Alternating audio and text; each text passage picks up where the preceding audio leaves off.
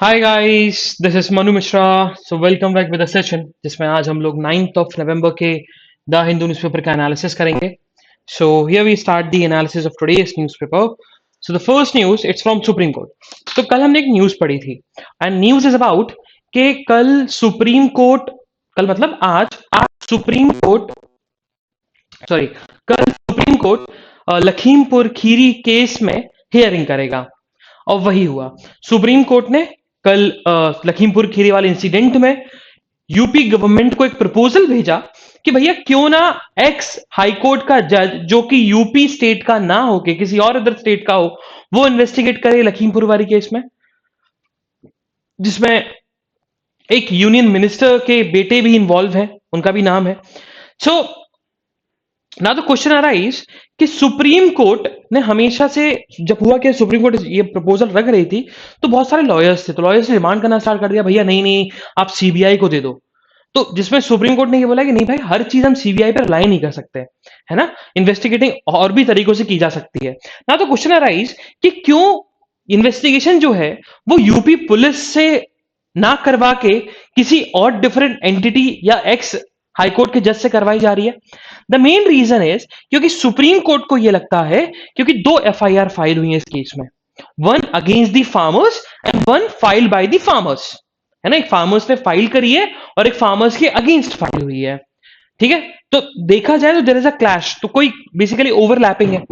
दूसरा, पहले क्या था, पहले बहुत सारे आई विटनेस थे जो कि बेसिकली अपने स्टेटमेंट रिकॉर्ड करवाना चाहते थे, but after the incident, after 2-3 days, उन्होंने फिर मना कर दिया, नहीं हम फैमिली के सपोर्ट में खड़े हुए हैं, जिन फार्मर्स की डेथ हुई है उनके फैमिलीज के सपोर्ट में खड़े हुए हैं, तो हम आई विटनेस नहीं बनेंगे।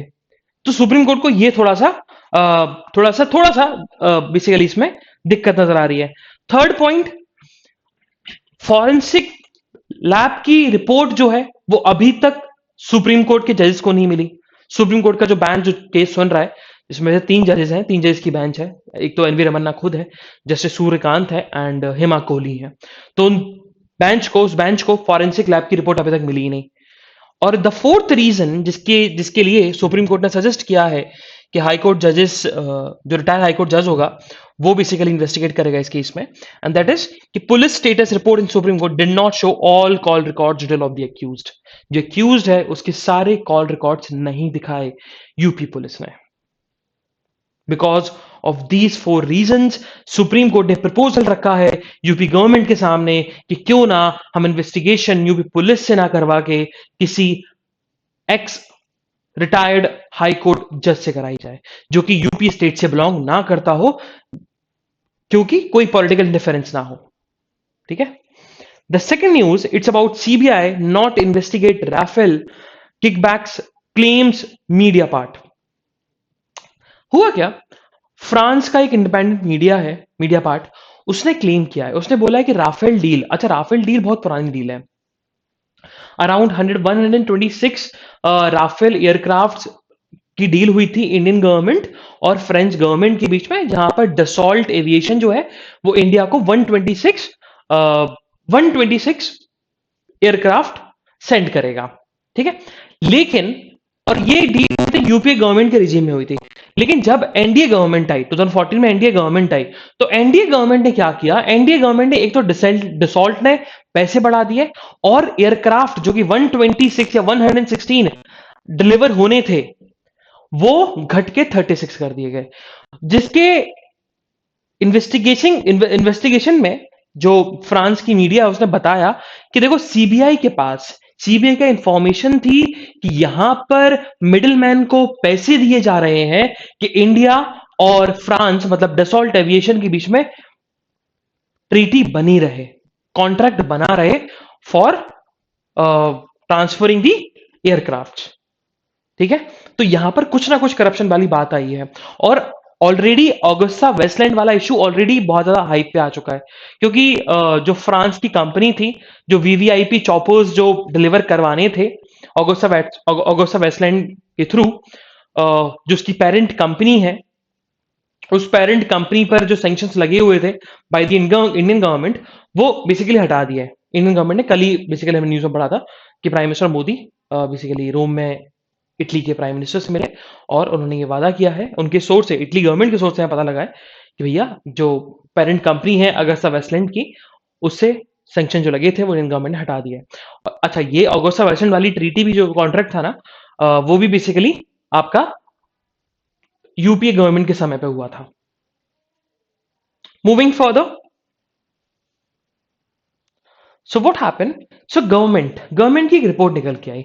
गवर्नमेंट ने बोला कि देखो, हमने जब से देखा जाए, जब से इंडिया इंडिपेंडेंस हुआ है और जब से पावर जो है गवर्नमेंट के हाथों में आ गई, चाहे फाइनेंस की बात हो, चाहे रेलवे की बात हो, चाहे पावर जनरेशन की बात हो, तो जब से हाथ में आई है, तब से मॉनसून के बाद पावर की डिमांड बढ़ जाती है, जिससे पावर डेफिसिट होता है।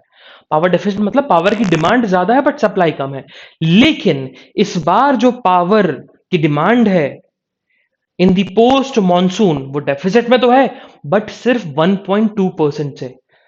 मतलब अगर 100 किलोवाट पावर की जरूरत हो रही है, कोई अब 100 किलो वाटर की डिमांड है, तो उसमें से सिर्फ 1.2% सप्लाई नहीं हो पा रही है ना, बाकी 98.8 किलोवाट सप्लाई कर पा रहे हैं। बस 1.2% का डेफिसिट आ रहा है, जो कि अभी तक की इंडियन हिस्ट्री में सबसे कम है। और उन्होंने बेसिकली अब ये उन्होंने फिर बताया, गवर्नमेंट ने बताया कि देखा जाए तो ऐसा क्यों हो रहा है, क्योंकि बहुत सारी स्कीम्स हैं। तो एक स्कीम यहां पर दी गई है। पहली स्कीम क्या है? दीनदयाल उपाध्याय ग्राम ज्योति योजना। अब दीनदयाल उपाध्याय ग्राम ज्योति योजना क्या बोलता है? दीनदयाल उपाध्याय ग्राम ज्योति योजना, इट्स एन स्कीम जिसमें बोला गया कि रूरल इंडिया में ट्रांसमिशन और सब ट्रांसमिशन सिस्टम सेटअप किए जाएंगे, जिससे रूरल रूरल इंडिया में, रूरल एरियाज में जो कमी आती है पावर जनरेशन की, वो फुलफिल हो। दूसरा, इंटीग्रेटेड पावर डेवलपमेंट स्कीम। और इंटीग्रेटेड पावर डेवलपमेंट स्कीम के थ्रू अर्बन एरियाज में जो पावर प्लग होता है, मतलब पावर की जो कमी होती है, उसके उसके लिए इंफ्रास्ट्रक्चर को बिल्डअप किया जाएगा, मतलब इंफ्रास्ट्रक्चर गैप को फिलअप किया जाएगा। And the third scheme, it's about the प्रधानमंत्री सहज बिजली हर घर योजना। इस स्कीम के थ्रू हर घर में बिजली भेजने की बात की गई थी। Because of these three schemes, government ने पावर डेफिसिट, मतलब पोस्ट मॉनसून पावर डेफिसिट जो है, वो 1.2% पे आ गया। और वहीं अगर हम कंपेयर करें आपके 2007-2008 से, तो कितना है? -16.6%। इतना पावर डेफिसिट रहा है। मतलब हमने इन 13 सालों में इतना कवर कर लिया, मतलब 15% तक हमने कवर कर लिया। मूविंग फर्दर, सो यूनेस्को, तो यू व्हाट, अब हमेशा बहुत बार पूछा गया था, यूनिसेफ हो गया, यूनेस्को हो गया, तो जो यूएन की बॉडीज है ना, इनके कभी बहुत बार फुल फॉर्म पूछे जाते हैं। यूनेस्को का बड़ा सिंपल है, united nation educational scientific and cultural organization. तो उसने, यूनेस्को ने श्रीनगर को क्रिएटिव सिटी, है ना, क्रिएटिव सिटी पिकअप किया है, उसको ऐसे क्रिएटिव सिटी पिकअप किया है in the craft and folk art category में। और उसी के रिटेलिएशन में मोदी जी ने ट्वीट भी किया और उन्होंने तारीफ करी है कि भैया अच्छी बात है कि श्रीनगर को क्रिएटिव सिटी के लिए, यूनेस्को ने श्रीनगर को क्रिएटिव सिटी के लिए पिकअप किया in the craft and folk art category में। और लास्ट, ऐसा नहीं है कि इंडिया में पहली ये सिटी रही है, 2015, 2017 और 2015 और 2017 में भी सिटीज पिकअप हुई थी। 2015 में जयपुर हुई थी in the craft and folk arts में, वाराणसी इन द ईयर 2015 में क्रिएटिव सिटी ऑफ म्यूजिक में, and then Chennai also in 2017 in the category of creative city of music में। ओके, तो इतना याद रखना कि अभी जो इस साल यूनेस्को ने श्रीनगर को पिकअप किया है as a creative city in the category of craft and folk arts category. Moving further, तो हमें सिटी की न्यूज नहीं पढ़नी है, हम लोग सिटी की न्यूज को स्किप करेंगे। Let's move forward with the state news. Let's see what state news talks about. या, सो व्हाट हैपेंड, देखो कर्नाटका में एक लॉ है, and the law is basically about the law the what the law says, about Karnataka civil services rules, और what this rules or this law says, बोलता है कि promotion में, डिपार्टमेंटल कैडर्स में जो प्रमोशंस होते हैं, उसमें एससी के लिए 15% और एसटी के लिए 3% सीटें रिजर्व रहेंगी। जैसे कि ए ग्रेड की ऑफिसर सर्विसेज होती है ना, अब उसमें प्रमोशन जो होंगे ना, तो प्रमोशन का 15% प्रमोशन जो है वो एससी के लिए सीट रिजर्व होंगी और 3% एसटी के लिए। जैसे 100 लोगों के प्रमोशन होना है ना डिपार्टमेंट में इन दी ऑफिसर रैंक पर, तो अब प्रमोशन होना है तो उसमें 15% जो प्रमोशन है वो एससी को होंगे, 15 सीट्स। 3 सीट्स एससी की होंगी, बाकी जनरल कैटेगरी या मेरिट के बेस पे। लेकिन हमेशा से ये बहुत बड़ा स्पेकुलेशन था, एक बहुत बड़ा कंफ्यूजन था इन रूल्स के अंदर, इन लॉज के अंदर। और वो ये था कि अगर कोई एससी मेरिट के बेसिस पर, अगर कोई एससी मेरिट के बेसिस पर प्रमोशन होता है उसका, मेरिट के बेस पर, उसकी कैटेगरी बेस पे नहीं, मेरिट के बेस पर, उसकी अपनी कैपेबिलिटी, खुद की कैपेबिलिटी के बेसिस पर, तो क्या वो रिजर्व्ड कैटेगरी में काउंट होगा? क्या वो 15% गैम्बिट में आएगा? उसी को लेकर कल कर्नाटका गवर्नमेंट ने एक नया ऑर्डर पास किया और उस ऑर्डर में बताया कि अगर कोई एससी और एसटी स्टाफ प्रमोट होता है अपने मेरिट के बेसिस पर, तो वो इन रूल्स के अंदर जो रिजर्वेशन दिया गया प्रमोशंस में for SC and ST 15 and 3% respectively, वो उसमें काउंट नहीं होने वाला, वो रिजर्वेशन का पार्ट नहीं होगा, that will not be considered the part of reservation matrix. That's what Karnataka government's order says, new order says. Moving further, so आजकल बहुत एडवर्टीजमेंट आ रहा है क्योंकि नीट का एग्जाम निकला है। Okay, so will move to the next 8 page. So what happened, तो Karnataka cabinet gives permission for new sand rules. तो कर्नाटका कैबिनेट ने एक नया सेंट रूल्स बनाया है। अच्छा, सेंट मतलब बजरी, अगर आप लोग जानते होगे जिससे घर बनते हैं, सीमेंट में मिक्सअप किया जाता है, तो बजरी, ठीक है, तो वही सैंड। तो अब जो सैंड है वो कहाँ से आती है? रिवर बेड से, ठीक है। वहां रिवर बेड्स में जो बेसिकली फाइन सैंड होती है ना, फाइन पार्टिकल्स होते हैं स्टोन्स के, उन्हीं को अपन सैंड्स बोलते हैं। तो अब देखा जाए तो कर्नाटका कैबिनेट ने क्या किया? कर्नाटक कैबिनेट ने बोला कि भैया, अगर कोई सैंड अर्बन एरिया में बेचता है तो उसका प्राइस 700 बेसिकली होगा, पर टन होगा। और अगर कोई रूरल एरिया से बेचता है तो उसका प्राइस होगा 300 पर टन। इन्होंने फिक्स कर दिया है। Moving further, so will move to the editorial page. तो आज हमारे लिए 3 एडिटोरियल इंपॉर्टेंट है, इनको अपन अच्छे से डिस्कस करेंगे। The first one is the vital cog of Bongaigaon response to mail nutrition. तो अच्छा, ये जो ऑथर है ना, लक्ष्मी प्रिया, ठीक है, M S Lakshmi Priya is basically IAS officer, he is a district collector in Bongaigaon जो कि असम में है। तो उनका एक खुद का एक प्रोग्राम उन्होंने लॉन्च किया था, संपूर्ण प्रोजेक्ट। उस प्रोजेक्ट, बेसिकली उनका प्रोजेक्ट का जो एम था वो मेल न्यूट्रिशन को एलिमिनेट करना था। और इसी को लेकर उस प्रोजेक्ट के वो सक्सेसफुलनेस को बता रही हैं कि कैसे ये प्रोजेक्ट, जो कि मैंने अपने शहर में बोगन गांव में मैंने एप्लीकेबल कराया, और जिससे मेल न्यूट्रिशन लेवल जो है वो कम हुआ, है ना, मेल न्यूट्रिशन कम हुआ, न्यूट्रिशन लेवल बढ़ गया, वो हर स्टेट में, हर जगह एप्लीकेबल हो सकता है। और उनको पूरा समझाया गया है, तो वो अपन डिटेल में डिस्कस करेंगे। The second one, it's about the no quota with quantifiable data. तो अभी मद्रास हाईकोर्ट ने रिसेंटली बोला था कि जो 10.5% स्पेशल रिजर्वेशन दिया जाता है वानिया कुला क्षत्रियास के लिए in the overall 20% quota for most backward class and non denotified communities, उसको अनकॉन्स्टिट्यूशनल डिक्लेयर कर दिया। अब उसमें ऑथर ने उसके बेसिकली फेवर में तो बोला है, बट ये जो बात उन्होंने बोली है कि देखो, रिजर्वेशन के अंदर भी रिजर्वेशन देना कोई गलत बात नहीं है, अच्छी बात है। लेकिन उन्होंने मद्रास हाईकोर्ट के जजमेंट को भी उन्होंने अपहेल्ड किया, उन्होंने बोला अच्छी बात है, लेकिन उन्होंने रीजन दिए क्यों। नाउ द थर्ड एडिटोरियल जो मैं पढ़ना है, इट्स अबाउट दी कि इंडिया इंटरनेशनल लॉज को कितना ऑब्लाइज करता है, इंटरनेशनल लॉ को कितना मानता है, उसके बारे में है, ठीक है। चलो, we'll first move to the first editorial, that is about the vital cog in बोगिनगांव response to malnutrition। देखो, यहाँ ऑथर ने स्टार्ट किया, ऑथर ने बेसिकली बहुत प्यारे कोट से स्टार्ट किया, एंड जो कोट है ये बेसिकली फादर ऑफ मेडिसिन जो थे हिपोक्रेट्स, उन्होंने ये दिया था कि let food be the medicine and medicine be the food, ठीक है। और उन्होंने बताया कि इसी के पर्सपेक्टिव से हमने एक प्रोजेक्ट संपूर्ण हमने बेसिकली लॉन्च किया था, और वो सक्सेसफुली असम के भोगनगांव डिस्ट्रिक्ट में इंप्लीमेंट हुआ सक्सेसफुली। अब उसके लिए उन्होंने बताया, देखो, देखा जाए तो ये प्रोजेक्ट है, इस प्रोजेक्ट में नियरली जीरो इकोनॉमिक इन्वेस्टमेंट था, मतलब जीरो इकोनॉमिक इन्वेस्टमेंट था इसमें। ऐसा नहीं से बहुत कुछ फाइनेंशियल पैसे की जरूरत लगी हो, नहीं, जीरो इकोनॉमिक कंट्रीब्यूशन था इसमें। और संपूर्ण जो है basically it's on the line of what, is on the line of United Nation sustainable development goal, जो कि सेटअप किए गए थे by the basically Antonio Guterres food system summit में। है ना? और उसमें उन्होंने बताया कि देखा जाए तो यूएन के प्रोग्राम्स के साथ-साथ ये इंडिया में भी जो गवर्नमेंट हमारी गवर्नमेंट जो है, जो प्रोग्राम्स लॉन्च करती है, जैसे कि उन्होंने पोषण के बारे में बताया कि जो पोषण अभियान जो लॉन्च हुआ था 2017-2018 में और एक और जो लॉन्च लॉन्च हुआ था पोषण मुक्त भारत उसके पर्सपेक्टिव से ही ये पोषण स्कीम लॉन्च हुई थी, पोषण अभियान लॉन्च हुआ था। तो उसी के लाइन पर हमारा जो संपूर्ण प्रोजेक्ट है, वो चला, उसी की लाइन पर। मेल न्यूट्रिशन को हटाना, है ना? जो बच्चों के अंदर स्टनिंग होती है, बच्चों के अंदर वेस्टिंग होती है, बच्चों के अंदर कैलोरी सही नहीं मिल पाती।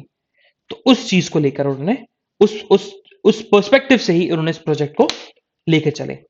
अब उन्होंने बोला कि देखो 2020 है ना, 2020 में हुआ क्या, अ, जब national national family health survey कराया गया तो उसमें यह पता लगा कि अराउंड 2416 बच्चे जो हैं वो मेल नरिस्ड हैं। किस डिस्ट्रिक्ट में? यही बोगन गांव में। सितंबर 2020 की बता रहे हैं।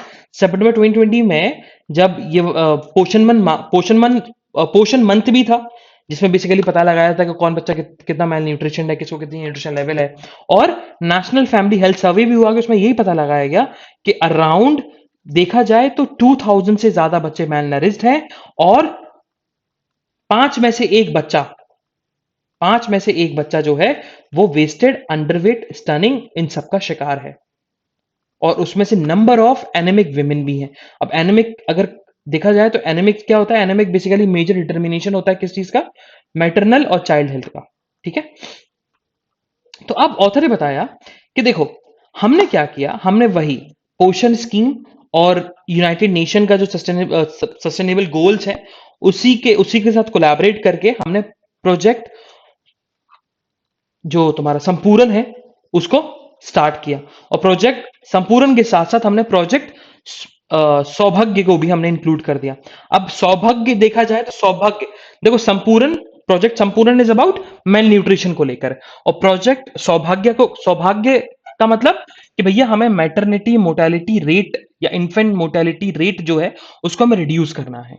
तो एक और प्रोजेक्ट लॉन्च हुआ था, इसका नाम क्या है? प्रोजेक्ट सौभाग्य। सौभाग्य मतलब मैटरनिटी मोर्टेलिटी रेट, इन सबको कम करना है। तो याद करने की जरूरत नहीं है इन प्रोजेक्ट्स को, क्योंकि ये स्टेट लेवल क्योंकि डिस्ट्रिक्ट लेवल पर ही एप्लीकेबल थी। बट हाँ आगे चल के सक्सेसफुल बनेंगी। ठीक है।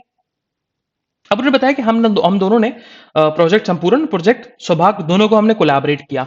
क्यों? क्योंकि मदर की हेल्थ जब अच्छी होगी तभी चाइल्ड की हेल्थ भी अच्छी होगी। और उन्हीं ने ऑथर ने यहीं पर इस पैराग्राफ में एड्रेसिंग चाइल्ड न्यूट्रिशन उन्होंने इस चीज में एक विशियस साइकिल की बात करी। उन्होंने बोला कि देखो जब चाइल्ड मेल न्यूट्रिशन ग्रो हो रहा है, जब मेल न्यूट्रिएंट चाइल्ड ग्रो हो रहा है तो भाई एडोलेसेंट जो है वो भी अनहेल्दी रहेगा उसका, है ना? अब वो आगे चल के विमेन हुई तो वो प्रेग्नेंट होगी तो वो अपने बच्चे को बर्थ देगी तो उसके बच्चे का जो वेट है वो लो होगा। उसके बच्चे का अगर वेट लो होगा तो डेवलपमेंटल डिलेज होंगी, है ना? मतलब धीरे धीरे बच्चा ग्रो करेगा, जो एक नॉर्मल ग्रोथ होती है नॉर्मल ग्रोथ से बच्चा ग्रो नहीं कर पाएगा। फिर वो बच्चा भी उसके अंदर भी मेल नरिशमेंट आ जाएगा और वो बच्चा आगे चलकर बेबी को पैदा करेगा। तो ये विशियस साइकिल है, ये साइकिल जो है वो चलती आ रही है और ये साइकिल चलेगी। तो ऑथर ने ये बोला कि हमें इस साइकिल को तोड़ने के लिए, इस विशियस साइकिल को तोड़ने के लिए हमें बच्चों को न्यूट्रिशन देना पड़ेगा। हमें एक टारगेट रखना पड़ेगा और न्यूट्रिशन हमें बच्चों को देना पड़ेगा, तब जाके ये विशियस साइकिल जो है ये ब्रेक डाउन होगी। और उस चीज के लिए ऑथर ने फिर आगे बताया कि हम बोगन गांव की बात करें तो बोगन गांव में बेसिकली 1100 से ज्यादा आंगनबाड़ीज हैं और टोटल उन आंगनबाड़ीज में 63,000 बच्चे हैं बिलो द एज ऑफ 5। ठीक है। और डब्ल्यूएचओ की रिपोर्ट आई, डब्ल्यूएचओ की रिपोर्ट में पता लगा कि 2416 मैल नरिश चिल्ड्रन है और 246 is basically 246 are basically having severe acute malnutrition, मतलब उनमें ज्यादा मेल न्यूट्रिशन है, और 2000 से ज्यादा बच्चे हैं उनमें मॉडरेट एक्यूट मेल न्यूट्रिशन है। ठीक है। और वहीं देखा जाए तो गवर्नमेंट ने एनआरसीज बना रखे हैं। एनआरसीज को हम बोल सकते हैं न्यूट्रिशन रिहैबिलिटेशन सेंटर्स, जिसमें बच्चा अगर मेल न्यूट्रिशन या मदर मेल न्यूट्रिशन होती है तो वहां पर बेसिकली हॉस्पिटल की तरह ट्रीटमेंट होता है, मतलब उनको खाना दिया जाता है, बेटर फूड दिया जाता है। ठीक है, कि उनके अंदर जो मेल न्यूट्रिशन की कमी है, मेल न्यूट्रिशन की कमी सही हो जाए। बट एनआरसी में और डिस्ट्रिक्ट में सिर्फ 20 बच्चे हैं, और वहीं सैम चिल्ड्रंस कितने हैं, मतलब सीवियर एक्यूट मेल न्यूट्रिशन के बच्चे कितने हैं, 200। तो इट्स नॉट प्रैक्टिकल कि एनआरसी में उन 200 बच्चों को एडमिट करा दिया जाए, पॉसिबल ही नहीं है। अगर एडमिट करा भी दिया गया ना, तो जो मेजोरिटी ऑफ दी बच्चे हैं वो किसके हैं, मेजोरिटी ऑफ दी बच्चे किसके हैं, बेसिकली जो स्मॉल फार्मर्स हैं या लैंडलेस फार्मर्स हैं या जो लेबरर्स हैं। तो अब वो बच्चों को इतना केयर करते हैं कि वो अपना काम छोड़ के आ जाएंगे, वो अपना काम छोड़ के आ जाएंगे, जिसके चलते जो उनका दूसरा बच्चा है वो मेल न्यूट्रिशन का शिकार हो जाएगा। और जब वो दूसरे बच्चे फोकस करेंगे तो उनका पहला वाला बच्चा सुधार किया था जिसने, वो भी खराब हो जाएगा, उसमें भी मेल न्यूट्रिशन आ जाएगा।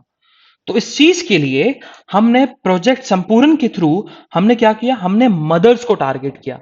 उन बच्चे, मतलब जो बच्चे जिनके अंदर सीवियर एक्यूट मेल न्यूट्रिशन या फिर मॉडरेट एक्यूट मेल न्यूट्रिशन है, उनकी मदर को हमने टारगेट किया। और उन और क्या किया हमने, उन उन उन, उन बेसिकली उन मदर को, उनको एक पार्टनर दिया। और वो पार्टनर कौन थी, वो एक और दूसरी मदर थी, लेकिन उनका बच्चा हेल्दी था। ठीक है, तो हमने क्या किया, हमने तो पहले बेसिकली उन मदर्स को बुलाया, उन मदर्स जिनके बच्चे के अंदर सैम और मैम है, मतलब सीवियर एक्यूट मेल न्यूट्रिशन है और मॉडरेट एक्यूट मेल न्यूट्रिशन है, उनकी मदर्स को बुलाया और उनका पार्टनर बना दिया किसके साथ, बड़ी बड़ी मदर्स बना दिया किसके साथ, एक दूसरी लेडी के साथ जिनका बच्चा हेल्दी है, जिनका बच्चा, जिनके बच्चे के अंदर मेल न्यूट्रिशन नहीं है। ठीक है, लेकिन ऑथर ने इसमें चीज में एक चीज बताई कि हाँ इसमें एक प्रॉब्लम है, और बहुत बड़ी हिंड्रेंस क्या है, वो है पेट्रियार्की। ठीक है, और पेट्रियार्की, क्योंकि पेट्रियार्की की वजह से प्रॉब्लम है क्योंकि विमेन जो है वो फाइनेंशियली इतनी सस्टेन्ड नहीं है, इतनी एम्पावर्ड नहीं है फाइनेंशियली। इसी के चलते हमने विमेन को एनरोल करा दिया किसमें, सेल्फ हेल्प ग्रुप में। और सेल्फ हेल्प ग्रुप जो कि बना था किस मिशन के through, national rural livelihood mission के थ्रू बना था। और उसकी सक्सेसफुल उन्होंने बताई कि भाई कितना सक्सेसफुल रहा, कि अराउंड इतने दिनों के अंदर हमने इतने इतने मदर्स को सेल्फ हेल्प ग्रुप में इंक्लूड कर दिया। और फिर जब हमने ये चीजें, ये हमने जो प्रोग्राम हमने कम से कम 3 मंथ तक चलाया, तो हमने ये देखा कि अराउंड बहुत सारे बच्चों में इंप्रूवमेंट देखने को मिला। फिर उसके बाद हमने 6 मंथ बाद रिपोर्ट मांगी, 6 मंथ बाद हमको एक बहुत अच्छी रिपोर्ट देखने को मिली। ठीक है, तो अब वही ऑथर ने बताया कि देखा जाए तो जो प्रोजेक्ट संपूर्ण है, वो उसका जो टेस्टिंग था बोगईगांव डिस्ट्रिक्ट में, वो सक्सेसफुल रहा। और ये चीज पूरे इंडिया के किसी भी कोने में कहीं पर भी एप्लीकेबल की जा सकती है, ये चीज ऑथर ने बताई। और इस प्रोजेक्ट को नेशनल न्यूट्रिशन मिशन और स्टेट गवर्नमेंट ने दोनों रिकॉग्नाइज किया है और इनोवेटिव कैटेगरी में डाल दिया गया है। और खुद जो असम के चीफ मिनिस्टर हैं, उन्होंने इस प्रोजेक्ट की तारीफ भी करी है। ये बेसिकली ये ऑथर ने बताया, जो कि आईएएस ऑफिसर है, डिस्ट्रिक्ट कलेक्टर है बोगईगांव डिस्ट्रिक्ट के, जो कि असम स्टेट में है। ठीक है, तो मेल न्यूट्रिशन के प्रॉब्लम्स को बता रहा है कि मेल न्यूट्रिशन के प्रॉब्लम्स का एक और तरीका है कि हम ऐसे ओवरकम कर सकते हैं, ये प्रोजेक्ट संपूर्ण के through. Moving further towards the next editorial, that is about the no quota without quantifiable data. अब यहां पर ऑथर ने कुछ कुछ बातें जो हम डिस्कस करेंगे वो हम डिस्कस करने वाले हैं। देखो ऑथर ने यहां बताया, ऑथर ने लिखा कि देखो अभी मद्रास हाईकोर्ट ने 20% जो कोटा मिलता था, तमिलनाडु में जो कोटा था for the most backward class and D notified communities के अंदर, उन 20% कोटा में स्पेशल रिजर्वेशन था 10.5% का फॉर वनई कुला क्षत्रियास के लिए। तो अब यह पता लगता है कि डेटा कितना इंपॉर्टेंस रखता है for reservation in education and employment.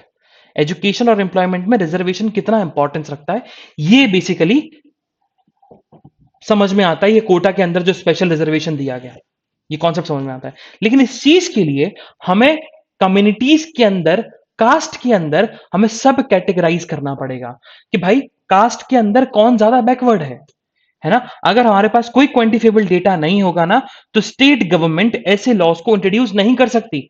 क्योंकि अगर ऐसे लॉस को इंट्रोड्यूस करेगी, स्पेशल रिजर्वेशन वाले लॉस को, और डेटा के साथ नहीं किया, तो वो सुप्रीम कोर्ट में जाके अनकॉन्स्टिट्यूशनल डिक्लेयर हो जाएगा। तो इसके लिए हमें एग्जॉस्टिव स्टडी करनी पड़ेगी, डेटा कलेक्ट करना पड़ेगा। और even second backward class commission, also known as JN Ambashankar commission, उसने खुद बोला था कि बेसिकली कम्युनिटीज, डिफरेंट कम्युनिटीज पर भी, उनका डिफरेंट कम्युनिटीज का भी डेटा होना चाहिए, तब जाके हम सही तरीके से रिजर्वेशन को सही तरीके से इंप्लीमेंट कर पाएंगे। बट उस कमीशन ने खुद बेसिकली कम्युनिटीज की बेस पे ब्रेकअप नहीं किया था। उसकी उसने बोला जरूर था कि भाई कम्युनिटी की अगर रिजर्वेशन आपको देना है और रिजर्वेशन सक्सेसफुल बनाना है ना, तो वो कम्युनिटी के बेस पर भी, कास्ट के बेस पर भी रिजर्वेशन देना पड़ेगा, कि बैकवर्ड में भी और ज्यादा बैकवर्ड कौन है। अब देखा जाए तो ऑथर ने फिर लास्ट में ये लिखा है इंटरनल रिजर्वेशन को लेकर, तो उन्होंने एक चीज लिखी है कि देखो इंटरनल रिजर्वेशन देखा जाए तो ये कोई पहली बात नहीं है, और तमिलनाडु में बहुत बार रहा है इंटरनल रिजर्वेशन। लेकिन internal reservation it's not a bad thing, it's a good thing. ये बल्कि बैकवर्डनेस को और जल्दी एलिमिनेट करता है, बट उसके लिए हमारे पास डेटा होने की जरूरत है। तो ऑथर ने इस बात इसी पर रखी है कि आप इंटरनल रिजर्वेशन दीजिए, मतलब स्पेशल रिजर्वेशन दीजिए, कोई मना नहीं कर रहा, लेकिन आपके पास डेटा होना चाहिए। जब तक आपके पास डेटा नहीं होगा ना, तब तक हमें पता नहीं होगा कौन कितनी पॉपुलेशन में है, कौन कितना बैकवर्ड है, बैकवर्ड के अंदर बैकवर्ड कौन है, तो स्पेशल रिजर्वेशन देने का कोई मतलब है ही नहीं। ये ऑथर ने डिस्कस किया। Now the second editorial it's about the it's a time to engage in lawfare. तो यहां पर इस ऑथर ने बेसिकली ये बताया कि इंडियन अथॉरिटीज को इंटरनेशनल लॉज को सही तरीके से यूज करना चाहिए। उन्होंने यही बोला कि देखा जाए जब भी हम इंटरनेशनल रिलेशंस की बात करते हैं ना, तो मिलिट्री एक्सपर्ट्स आ जाते हैं, प्रैक्टिशनर्स आ जाते हैं, कोई रिटायर्ड डिप्लोमेट्स आ जाते हैं डिबेट करने के लिए ग्लोबल सिक्योरिटी पे, इंटरनेशनल रिलेशंस को लेकर। लेकिन कोई इंटरनेशनल लॉ का प्रोफेसर या अकेडमिशियन नहीं आता, कोई इंटरनेशनल लॉयर नहीं आता इस चीज पे डिबेट करने के लिए, डिस्कस करने के लिए। और even though united nation charter, UN charter का आर्टिकल आर्टिकल 1 सब क्लॉज 1 क्या बोलता है, it's recognized as maintenance of international peace and security is a principal objective of the UN, है ना, ये चीज बताता है। अब ऑथर ने बताया कि बहुत सारे ऐसे एग्जाम्पल हैं जहां पर इंडिया को इंटरनेशनल लॉ सही तरीके से यूज करना चाहिए था, बट किया नहीं। तो उन्होंने बताया फर्स्ट टाइम कब, फर्स्ट टाइम जब पाकिस्तान पे इंडिया ने टेररिस्ट अटैक किया था, तो उस टेररिस्ट अटैक को जस्टिफाई करने के लिए गवर्नमेंट ने का राइट टू सेल्फ डिफेंस को इन्वोक ही नहीं किया, बल्कि कर सकता था, है ना। इंटरनेशनल लॉ में लिखा हुआ है कि to to there is a right to self defence, और उस राइट को यूज करते हुए आप दूसरे कंट्री में टेररिज्म को, आप दूसरे कंट्री में घुस सकते हो और मार सकते हो। बट इंडिया ने इस राइट का यूज किया ही नहीं। इंडिया तो doctrine of non military pre emptive action पे रहा। अगर सेल्फ डिफेंस के राइट पे रहता तो इंडिया का और ज्यादा स्ट्रॉन्ग स्टैंड रहता। सेकंड रहा पुलवामा अटैक जब हुआ, तो पुलवामा अटैक जब हुआ था तो इंडियन गवर्नमेंट ने एक डिसीजन लिया था कि पाकिस्तान को हम मोस्ट फेवर्ड नेशन के स्टेटस से हटा देंगे। लेकिन उन्होंने रीजन क्या दिया, उन्होंने रीजन दिया था कि भैया हम ऐसा करते हैं, हम टैरिफ को डबल कर देंगे। जो मोस्ट फेवर्ड नेशन पे क्या लगता है, टैक्स ज्यादा लगता है, टैक्स कम लगता है, तो हम टैक्स को डबल कर देंगे। लेकिन अगर देखा जाए तो अब नेशनल सिक्योरिटी के बेसिस पर भी आप एमएनएफ स्टेटस को हटा सकते हो, लेकिन इंडिया ने ऐसा नहीं किया। थर्ड, इंडिया इंडिया की विश थी कि वो रोहिंग्या रेफ्यूजीज को बाहर निकाल दे, डिपोर्ट करे यहां से। लेकिन और रीजन क्या था कि भाई सिक्योरिटी थ्रेट है, सबको पता था। लेकिन इंडिया का आर्ग्यूमेंट क्या रहा, इंडिया का आर्ग्यूमेंट रहा कि भैया इंडिया जो है वो रेफ्यूजी कन्वेंशन का सिग्नेटरी नहीं है, इसी के चलते हम रोहिंग्या कम्युनिटीज को डिपोर्ट नहीं कर रहे, हम डिपोर्ट कर रहे हैं। बल्कि इंडिया को स्टैंड क्या रखना चाहिए था, इंडिया को स्टैंड ये रखना चाहिए भाई सिक्योरिटी थ्रेट है, और सिक्योरिटी थ्रेट के चलते हम रोहिंग्यास को हम एंटर नहीं करने दे सकते इंडिया के अंदर, तो बाहर निकाल सकते थे आप। उन्होंने एक और रीजन बताया, उन्होंने बोला कि भाई जब तालिबान रिजीम आई थी तो इंडिया जो है तालिबान के ऊपर प्रेशर बना सकता था, अफगानिस्तान को बाहर निकाल सकता था शार्क के ग्रुप से, लेकिन ऐसा नहीं किया। देन ऑथर ने फिर रीजन बताया कि ऐसा क्यों है। तो उन्होंने सबसे पहला रीजन बताया कि देखो अगर हम बात करें ना, तो इंडिया में जो मिनिस्ट्रीज हैं, उन मिनिस्ट्रीज या फिर उन डिपार्टमेंट जहां पर इंटरनेशनल लॉ की जरूरत पड़ती है, वहां पर इंटरनेशनल एक्सपर्ट्स ही कम है ना, इंटरनेशनल एक्सपर्ट्स ही कम है, और इंटरनेशनल एक्सपर्ट्स है भी तो उनके पॉलिसीज को इग्नोर कर दिया जाता है। सेकंड पॉइंट उन्होंने बताया, सेकंड पॉइंट उन्होंने बताया कि देखो देखा जाए तो एक्सटर्नल अफेयर मिनिस्ट्री में बहुत ज्यादा इंटरनेशनल लॉ के एक्सपर्ट हैं, लेकिन अदर मिनिस्ट्री भी है जहां पर इंटरनेशनल लॉ की जरूरत है, जैसे कि कॉमर्स मिनिस्ट्री है, ट्रेड मिनिस्ट्री है। लेकिन उन मिनिस्ट्रीज में बेसिकली डिप्लोमेट ज्यादा होते हैं और इंटरनेशनल लॉयर्स कम होते हैं, तो वहां पर इंटरनेशनल लॉ की स्टडी को निग्लेक्ट किया जाता है। ये चीज उन्होंने बताई।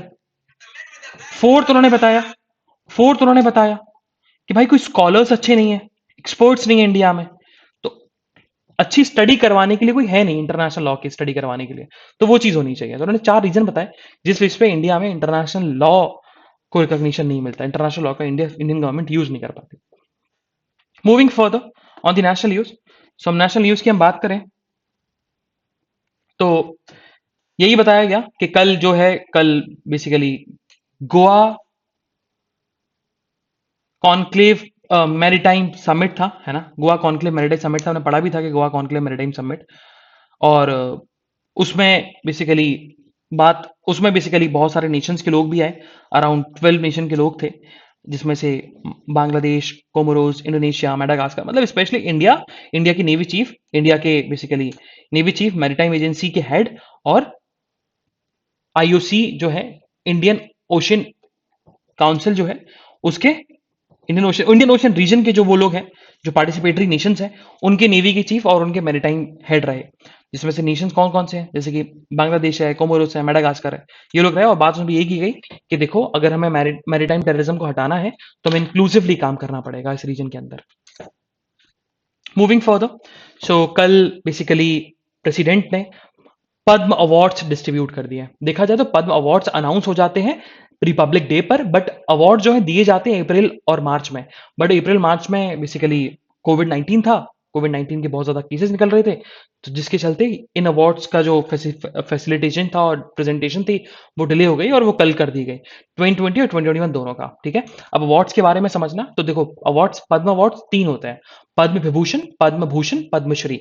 यहाँ पर दिया भी हुआ है कि पद्म विभूषण जो है वो एक्सेप्शनल एंड डिस्टिंग्विश सर्विस में दिया जाता है। पद्म भूषण जो है distinguish service of highest order में दिया जाता है।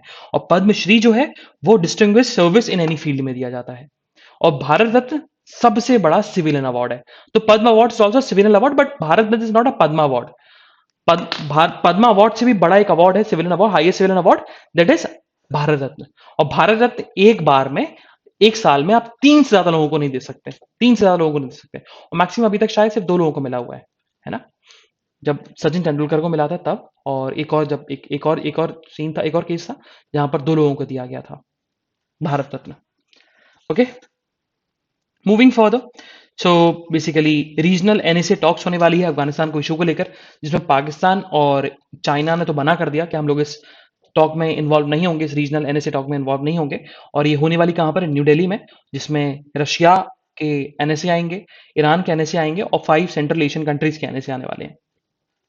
और इस बेसिकली इस डायलॉग को चेयर कौन करेगा? हमारे NSA Ajit Doval. Moving further, अच्छा, ये पूरा पेज पॉलिटिक्स से रिलेटेड है तो नहीं पढ़ना है, ठीक है, बिल्कुल नहीं पढ़ना है, स्किप कर दो। Moving towards the next national page, what happened? So government officials को ट्रेंड किया जाएगा कि वो कैसे डिसेबिलिटीज इशू को हैंडल करें, है ना? उनको ट्रेंड किया जाएगा अभी, जिसमें एमपीज भी होंगे, सीनियर ऑफिशियल्स भी होंगे, आंगनवाड़ी के वर्कर्स भी होंगे, आशास वर्कर्स भी होंगे, उन सबको ट्रेन किया जाएगा कि भैया डिसेबिलिटी इश्यूज को कैसे हैंडल करना है।